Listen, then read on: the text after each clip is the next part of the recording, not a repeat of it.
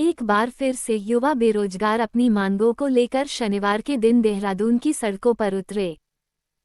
Police waiting list जल्दी जारी करने, परीक्षा की सीबीआई जांच जैसी मांगों को लेकर हजारों संख्या में युवा सड़कों पर उतरे। ये युवा पहले भी 8 फरवरी 2023 में भी सड़कों पर उतरे थे और वो आंदोलन युवाओं का उत्तराखंड का सबसे बड़ा आंदोलन हुआ। इसको देखकर पुलिस ने भी पूरी तैयारी में युवाओं को मुख्यमंत्री आवास जाने से रोका।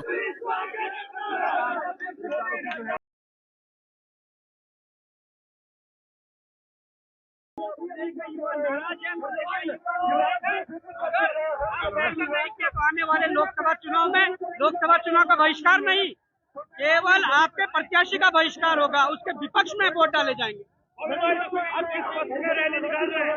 देखिए, पक्ष में नहीं है, हम सरकार को उनके वादे याद दिला रहे हैं।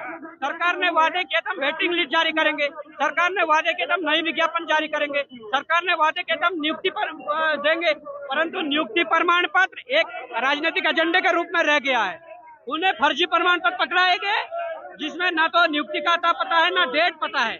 हम चाहते हैं सभी चयनित अभ्यर्थियों को नियुक्ति मिले आचार संहिता से पहले। हम चाहते हैं आचार संहिता से पहले जितने अधियाचन उस पर विज्ञापन जारी हो।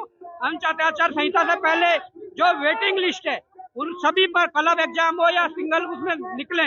हम चाहते हैं कि जो लंबे समय से भर्तियां रुकी है, शिक्षकों की भर्ती है, जूनियर इंजीनियर की भर्तियां है, TG2 की भर्तियां, तमाम भर्तियों को लेकर हम सरकार को उनके वादे याद दिला रहे हैं। इन्होंने क्या किया कि हमें परमिशन दे दी, उसके बाद आज इतने सारे बेरोजगार यहाँ पर हैं और फिर वही 9 फरवरी जैसी स्थिति यहाँ पर ये करना चाह रहे हैं। इतने सारे बेरोजगार हैं, बताइए पुलिस कांस्टेबल की वेटिंग ये दे नहीं रहे, बताइए बहुत संवर की वेटिंग ये दे नहीं रहे। और हमारी ये मांग थी, हमारी बेरोजगारों की ये मांग थी कि आज हम जो है ज्ञापन इनको सौंपेंगे, लेकिन ये ज्ञापन नहीं दे रहे। TG2 की भर्ती है वो पिछले 8 साल से रुकी हुई है। पुष्कर सिंह धामी वहाँ पर वादा करते हैं, वहाँ पर कहते हैं कि हमने इतनी सारी भर्तियां निकाल दी है, कहाँ है वो नई भर्तियां? आप बताइए। माध्यमिक शिक्षा की LT की भर्ती नहीं आई है, प्रवक्ता की भर्ती नहीं आई है। इतने सारे बच्चे यहाँ पर है। अब यहाँ पर हम तब तक नहीं उठेंगे जब तक हमारी मांगे पूरी नहीं होती है। ये सैलाब आप देख रहे होंगे, जन सैलाब आप देख रहे होंगे, जहाँ पर देहरादून के कोने कोने में अगर बेरोजगार हैं तो यहाँ पर आइए, उनको आना पड़ेगा। अपनी मांगे अगर मनवानी है, क्योंकि सरकारें रोकेंगी, लेकिन आपको डरना नहीं है, आपको आना पड़ेगा। पढ़े लिखे छात्र हैं, हमें ये जरूरी रहता है कि किस प्रकार से संवैधानिक दायरे में रहते हुए अपनी मांगों को मनवाना है। हम ये भी कह देते हैं कि जिस प्रकार से सरकार के आदेश पर हमारे पुलिस के जवानों को आगे किया गया है, ये लोकतंत्र के गला घोटने के लिए ये काफी है, ये लोकतंत्र की हत्या के लिए काफी है। आज हमारे अपने बीच के ही भाई बंधु जो आज पुलिस में सेवारत है, जो सेवा दे रहे हैं, वो सिपाही से लेकर CO तक, IPS तक जो यहाँ पर है, उन्हें तो सरकार ने आगे करा है, पर हम उस सरकार को भी कहना चाहते हैं, हम अपनी मांगों को मनवाने आए हैं, हम अपने अधिकार लेने आए हैं। आप जिस रवैये से, जिस तरीके से हमें रोकने की कोशिश कर रहे हैं ना, ये तरीका सही नहीं है। लोकतांत्रिक व्यवस्था में इस प्रकार का तरीका नहीं है कि बेरोजगार पूछ करे तो आप पुलिस बैरिकेडिंग लगा के नहीं रोक दो।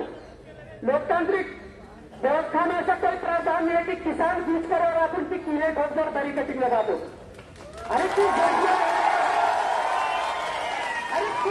देश में रह रहे हो?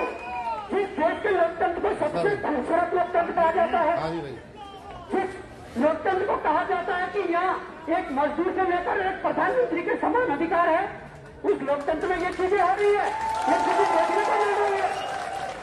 अरे हमने हमेशा से अपने अधिकारों के लिए अपने लोकतांत्रिक दायरों में रहकर बात की है।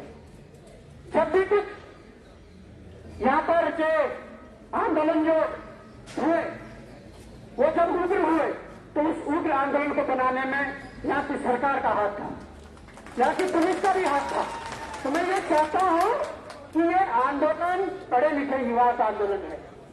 इस आंदोलन के माध्यम से वो युवा जो 5-5, 7-7 साल से लाइब्रेरी में बैठा हुआ है, जो कोचिंग कर रहा है, जिनके माँ बापों के सपने हैं कि हमारा बेटा कब नौकरी लगेगा, ये उन लोगों का आंदोलन है। वो बड़े उम्मीद से आए हैं, अपनी मांगों को मनवाने आए हैं। और आप इस तरीके का रवैया, अरे धामी जी की मैं कल न्यूज देख रहा था, कह रहे हैं कि सबसे ताकतवर लोगों में से 64वें नंबर पर आ गए हैं 100 लोगों में से। अरे धामी जी आप पहले नंबर पर आ जाइए, हमें कोई दिक्कत नहीं है। पर वो ताकत कैसी ताकत होनी चाहिए? हिटलर वाली ताकत तो नहीं चाहिए, कोई राजतंत्र तो नहीं है, लोकतंत्र है भाई। आप अगर कहना है उसमें आप सबसे शक्तिशाली उसमें 64वें नंबर पे आ भी गए तो क्यों? आप ठीक है करिए, वो हमें पता है कि किस माध्यम से आए हैं। जिस प्रकार देश के टॉप भ्रष्टाचार, जिस दिन देश में टॉप भ्रष्टाचारियों की लिस्ट निकलेगी धामी फर्स्ट नंबर पर मैं ये कहता हूं। जिन लोगों ने नौकरी बेचने को धंधा बना दिया है, जिन लोगों ने नौकरी बेचने के माध्यम से अपने चुनाव का खर्चा निकालना रख दिया है, ऐसे नेताओं की जरूरत नहीं है हमें, ऐसे नेताओं की जरूरत नहीं है। हम अपनी उस पीड़ा को बता रहे हैं, हम खुद भुक्तभोगी हैं। हम भी तैयारी करते थे, पर तैयारी से ट्रैक अगर हटा, इसमें सरकार का हाथ है, इसमें इस सिस्टम का हाथ है। हम भी चाहते थे कि एक छोटी सी नौकरी मिल जाए, अपने परिवार को पालें और अपना आराम की जिंदगी जिए, पर हमारा ट्रैक चेंज हुआ है इनके सिस्टम के जो सिस्टम खराब हुआ था इस कारण। मैं ये कहना चाहता हूं, हमारी ना तो कोई पुलिस से दुश्मनी है, हमारी ना किसी से दुश्मनी है, और हमारी ना कोई सरकार से ऐसी दुश्मनी है। हम तो ये चाहते हैं कि भाई सरकार में भी अच्छे लोग बैठे, सरकार में ऐसे लोग बैठे जो अपने युवाओं की जो मांग है उनको मानकर इनको प्रसन्न करें, इनको खुश करें। पर सबसे बड़ा धोखा पता क्या हो रहा है, ये समझना पड़ेगा, बड़े गहराई की बात बता रहा हूं।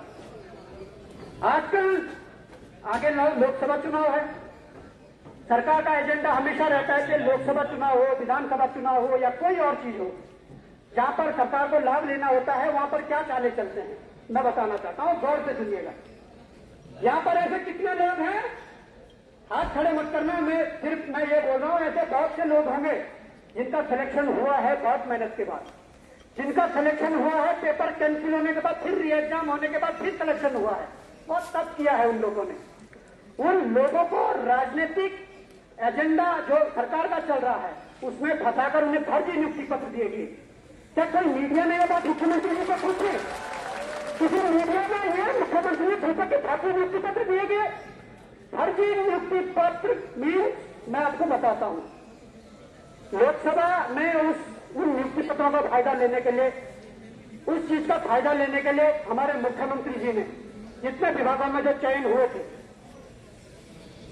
जितने विभागों में जो चयन हुए थे, उन चयनित अभ्यर्थियों को मुख्यमंत्री आवास बुलाकर अपने प्रदेश का लाखों करोड़ों रुपए खर्च कर जो जनता का पैसा था, उनके लिए 2-2, 3-3 पेज प्रिंट निकाले गए एक एक अभ्यर्थी के लिए। उसमें लिखा गया कि आपका चयन इस विभाग में हुआ, आपको शुभकामनाएं।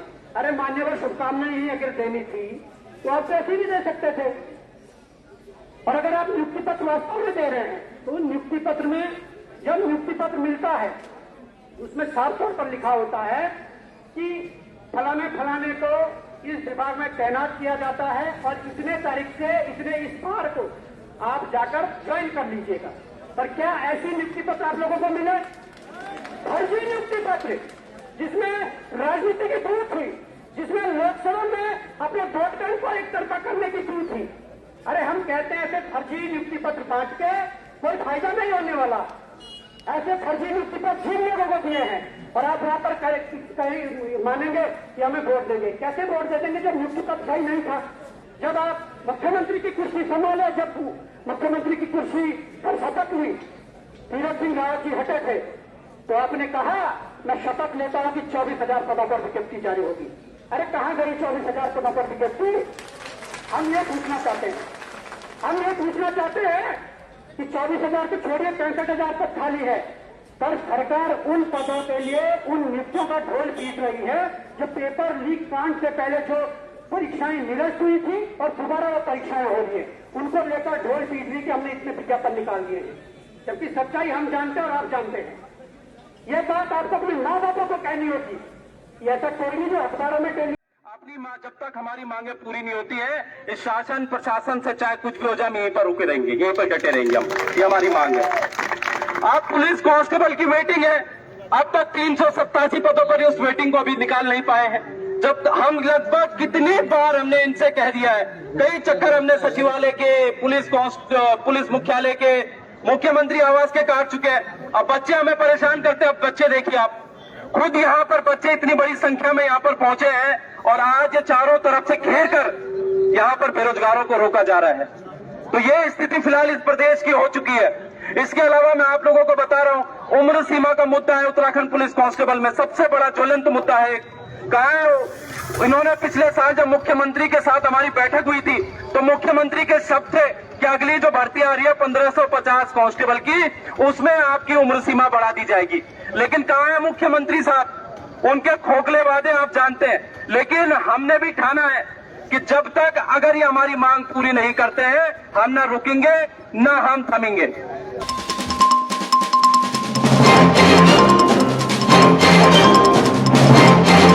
आप देख रहे हैं हिमवर्ष न्यूज। अब हर खबर आप तक